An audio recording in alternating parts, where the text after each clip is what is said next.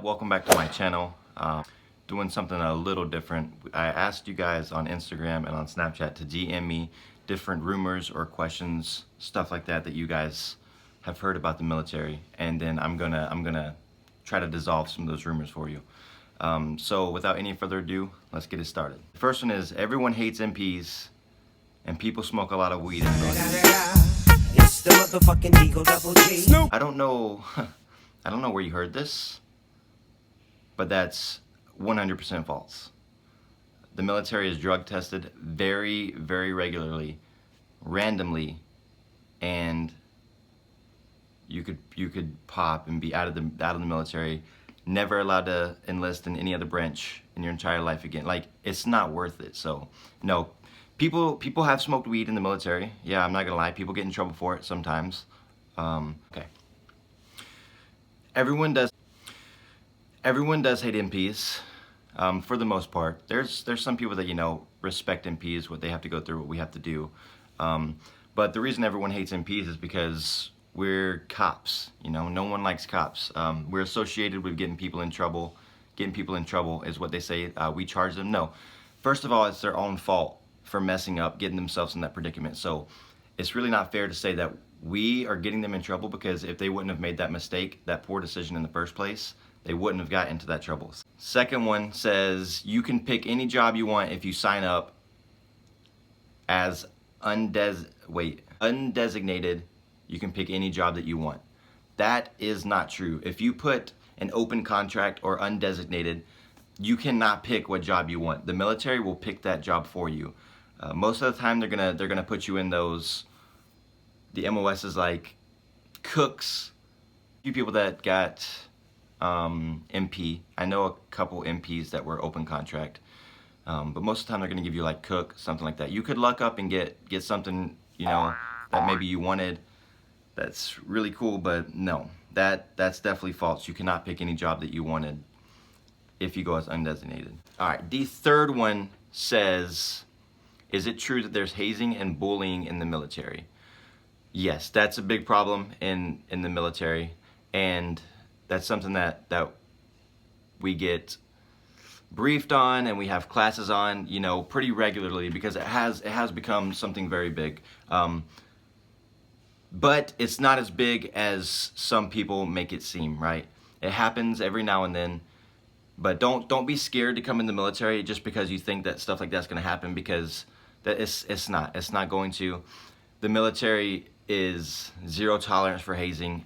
People can get a lot of trouble for it, and you're starting not to see it as much nowadays. But yes, that is true. That is not a rumor. There is hazing, and I wouldn't say bullying, but hazing, yes, is a thing in the military. Next one says that STDs get passed around a lot. No, God!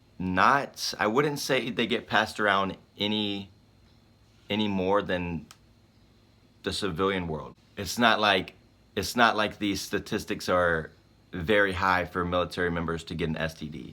That's not how it is. I don't know the exact statistics on how many people get an STD in the military, but I can tell you it's probably not as many as the civilian world. Here's the reason why: because we get tested for that. We get tested for different kinds of STDs. We get blood work done all the time. So, you know, if you have something, you're not going to be, if it's something that you can't get rid of, you're not going to be able to be in the military. So I would say no, STDs don't get passed around a lot. Next one is there's specific immunizations and shots that you have to stay up to date on. And it's not a bad thing that they force you to do it. You have to be up to date on these immunizations, because they don't want you getting sick. You always got to be combat ready, be ready to deploy. That's how the higher ups get graded and stuff like that. So yes, you are forced to get injections, if that's what you're talking about, shots and stuff like that. But it's not a big deal, because honestly, it's benefiting you in the long run. Next one says, is it true that despite the MOS you choose, you still have to go to war in state of emergency, or if the president orders it? My recruiter isn't telling me the whole truth about this. I'm a little skeptical. Thanks.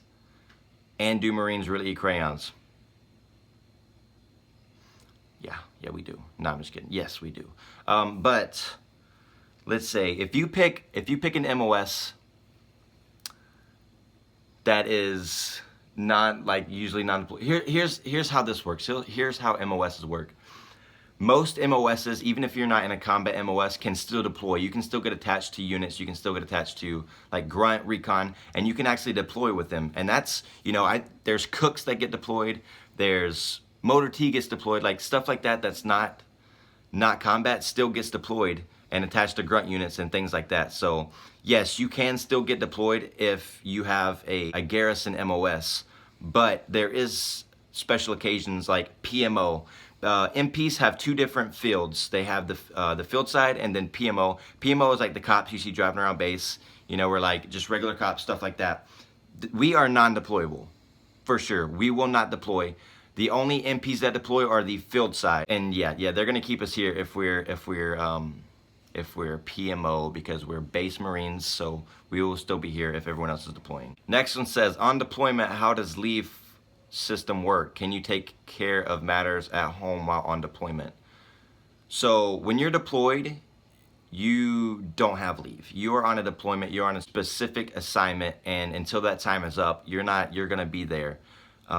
Say something comes up, like you get a Red Cross message, one of your close family members passed away, something like that, then they would probably work out means of travel to get you back to your family. That way you can, you know, get through that process if something like that were to happen. But as for taking like leave and leaving on deployment, that's honestly not a thing. Next one, is swim qual week the week that makes you or breaks you? I've heard most people get dropped because of this. Absolutely, 100%. Swim qual is a week that everyone kind of dreads. We all know it's coming when you're in boot camp, and a lot of people are scared of it because maybe they can't swim well. They've never swam before, like they hate water. It happens. And here's the thing. People do get dropped for it, but the swim instructors are very good at their job, and that's why they're instructors. They're pretty much, if you fail the swim qual, which for the basic level entry is not that hard. If you literally can't swim to save your life, they will teach you. They will literally take time, pull you aside, and break down step by step what you're doing wrong, what you need to do to be able to swim, and they'll get you through it most of the time. Sometimes there might be one or two people that literally just can't do it, and they got to get dropped to, you know, maybe learn some more and get through it the next cycle. So yes, it definitely is make it or break it week, but don't be scared of it because 90% of you are going to get through it, no problem at all, like I said. The only problem that I had with that was you have to go in camis and boots. And so I had like, they give you these boots that are already wet and these camis that are already wet. Camis were way too big for me. The boots, I had one that was 2 sizes too big and one that was a size too small. So it was very awkward trying to kick and swim with those boots on, with one almost coming off and my left one like way too tight, so it was like distracting me. That was the only thing that happened to me, but I got through it, no problem other than that. Next one says that you can't get back in with fraudulent enlistment. Absolutely not, because that means you've already messed up. You did something really bad enough to ruin your record in the military. And other branches are going to look at that, and they honestly don't need that in their branch. You're not going to be able to go back in. And also, it's going to affect you in the civilian world too. Other businesses and companies that you might try to work for, they're going to see that you have a fraudulent discharge. Maybe you have a other than honorable or a dishonorable. That looks really bad, and it's going to be really hard for you to try to find a job in the civilian world. That's why it's so important to just do the right thing always and just make the most of it. The military is a great opportunity for you to really kickstart your life, and it's so stable. You get a constant paycheck, and you just have to be willing to, you know, be away from home, work long hours sometimes, and pretty much other than that, the military is legit, and it's a setup. It's awesome. All right. Next one says the hurry up and wait rumor, where the military pushes you to do stuff quickly and you end up waiting for a while. And then in parentheses, he's got months. Hurry up and wait is a term that everyone in the military is aware of because it is a thing. There's times where, you know, they'd be like, oh, you got to do this at this time, be here at this amount of time early. and then you get there early and you're just waiting, and then the time comes where you're supposed to be there and you're still waiting. Yes, it does happen. It does happen. You'll see that a lot in boot camp. You'll see that a lot in MCT, which is where you go after, or SOI.